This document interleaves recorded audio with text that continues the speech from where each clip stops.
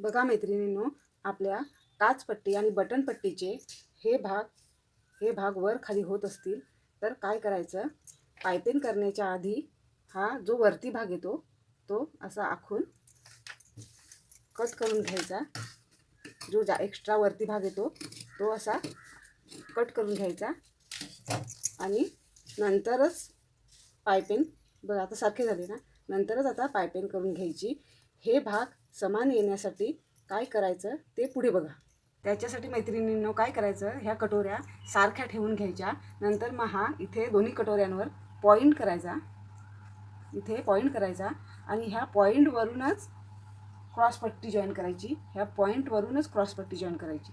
अशी ही क्रॉसपट्टी जॉईन करून घ्यायची पॉईंटवरूनच, तरच आपली काचपट्टी बटनपट्टी समांतर येईल.